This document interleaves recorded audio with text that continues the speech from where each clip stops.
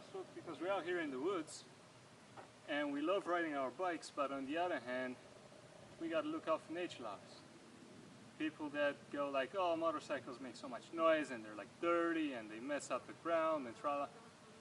So we got to figure out a solution. And the best we could come up with is a bike that doesn't make the noise, a bike that handles better than the average bike, and a bike that has a lot more fun factor, EA power. Now, in trying to do that, we tried to simplify the design as much as we could. Get rid of everything that is unnecessary. And you'd think on a motorcycle there are no unnecessary things. So what is more elementary than a motorcycle? I'll tell you what. Do you really need a gearbox? Well, you do if you got your regular engine, your 2-stroke or 4-stroke, which has the torque of a, I don't know, of an anteater. But you don't if you have an electric engine, an electric motor, they say. So you might not need a transmission because of maintenance, because of the weight factor, because of ratios that you might not feel really comfortable with. So you might want to have a motor in the wheel. Now this puppy right here, this is able to churn out 320 newton-meters of torque. 320. That's a lot, okay? That's like your 2-liter diesel automobile. That is about 10 times as much as on a regular motorcycle. And I don't think this is gonna just burn up rubber like crazy, because on a regular motorcycle like that that may only have like 20-25 newton-meters of torque, but it's got the gearbox because it needs that gearbox to multiply the torque. So with its ratios, you get probably around the same figure. You know, you get like 250-300 newton-meters of torque at the rear wheel, minus losses, friction losses. Well, you don't here. The motor is in the wheel, meaning no mechanical losses. So what you get at the wheel to be able to transfer, to put down to the ground, is what the motor produces, and that is it. There's no other loss, except for the heat, which is anyway a lot less than a regular engine. We came here, we're just out a few miles from the city, and you can probably hear that one cracking down as it's cooling down. Well, here, I can hold my hand on this. It's that efficient, okay? Almost every bit of current that comes from the battery to the motor is transferred into mechanical work. There's almost no loss. It's over 90% efficient. Now, you might say, okay, so we got one motor. Does it handle as good? Does it feel as good as your average bike?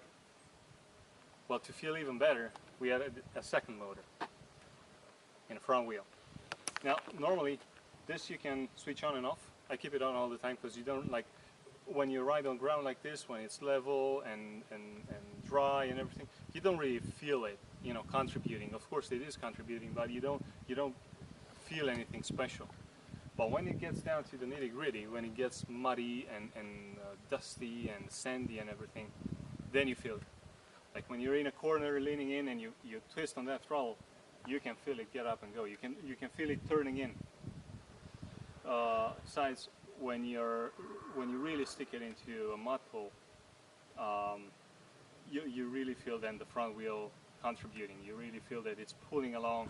What's really funny, when you climb a steep incline with the front wheel on, then your real wheel stops fishtailing around. You just climb in a straight line because it doesn't have to push all the way to the bike up. This is helping as well, and it's pulling the bike, so it just stays level, it just stays straight. It's just great. Okay, for riders like me. Okay, I'm not your stunt rider. I'm just a regular guy. The second reason why we opted for in-wheel, for hub motors, the way they call it, is so we could make the most space available for the battery. Now, battery you see here is 5.2 kilowatt hours. It can store 5.2 kilowatt hours of energy.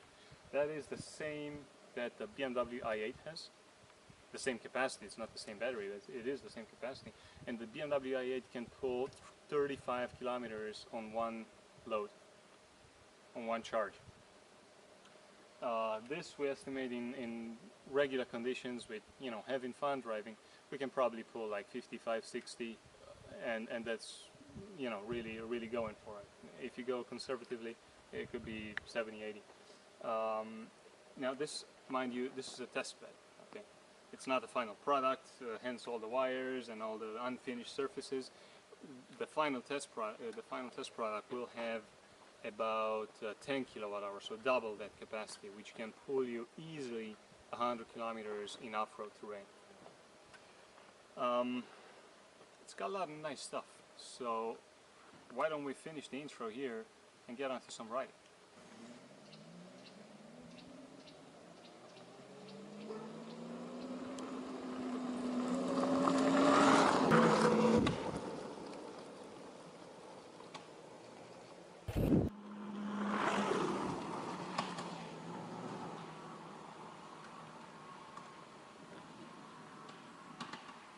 As excited about riding as we were, it turns out we were right about the mud.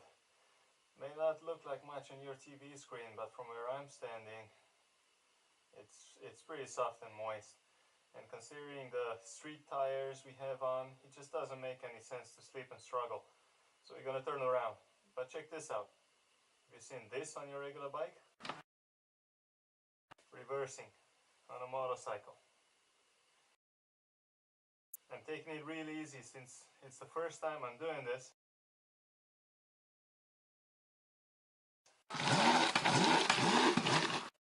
Huh?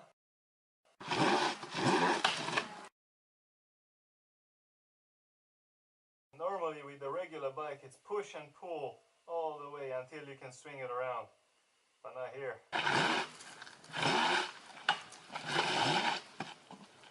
That's it.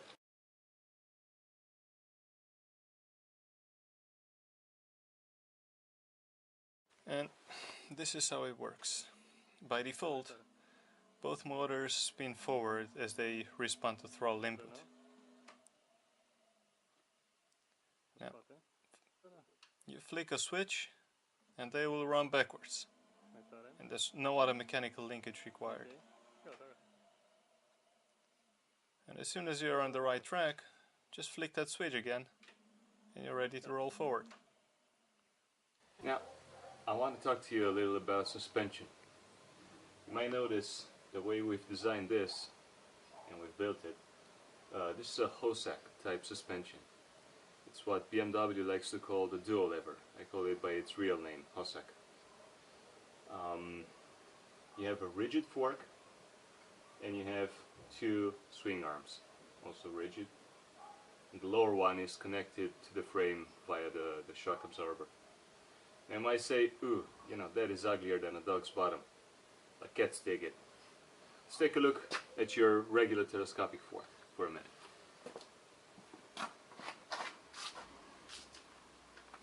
You already know this picture. What is though the drawback with telescopic forks?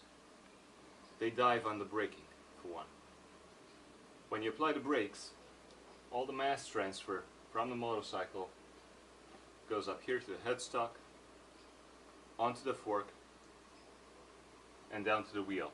Because that weight transfer needs to be taken over by the ground, needs to be transferred into the ground. And the only way for the suspension to accomplish this is by compressing.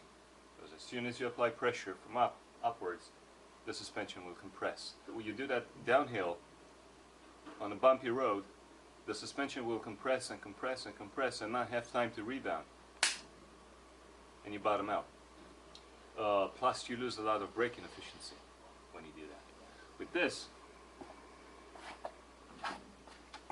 the mass is being transferred naturally via the swing arms. There's no other way. It goes into the fork, onto the wheel. Now these are rigid, they cannot compress. And by adjusting the positioning of the shock absorber, you can dial it in such that actually even under the hardest of braking you will not have any dive. Actually you might even dial the suspension so that you might squat on the braking, but you don't necessarily want to do that.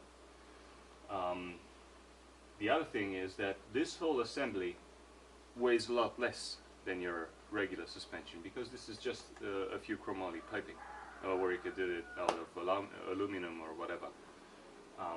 And also for us manufacturers, it is important because instead of two long, 1 meter long shocks, you only have one small one, and all the rest is parts that you can easily manufacture. Also, an added bonus is the stiffness, the rigidity of it. To achieve the same rigidity that you get out of this structure with a telescopic fork, you need 50-60 millimeter piping, and that is expensive, that adds weight, that adds complexity to the whole thing, translates into cost. And now for the rear suspension, when you have a hub motor, this hub motor freewheels on the axle, meaning if you accelerate, the motor itself will just tend to spin backwards. So you need to take that torque, that spinning torque, and transfer it onto the chassis so that the wheel actually spins forward the way you want it to. So then you have this component right here attached to the motor, and you'd want to transfer the torque back into the frame. Now it is important that you don't transfer it back into the swing arm, because that will create a host of unnecessary effects. You want to transfer it back into the frame, and the geometry of this is such that it prevents wheel hop. Like when you brake, especially when you go downhill and you brake or you apply regen, the wheel shouldn't be hopping, shouldn't be leaving the ground. This is what the BMW calls paralever. It's two levers, not really parallel, but pretty much close to that.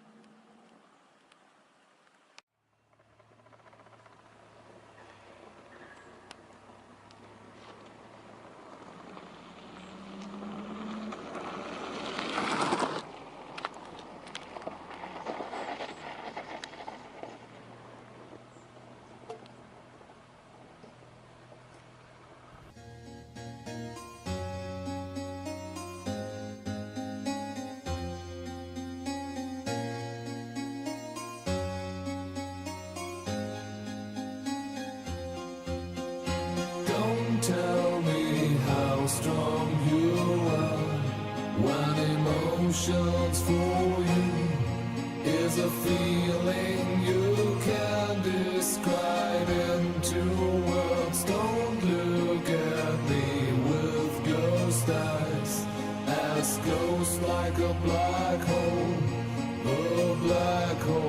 in you. Don't tell me how strong you are when emotions for you is a feeling you can describe into words. Don't look at me with ghost eyes, as ghosts like a black hole, the black hole in you.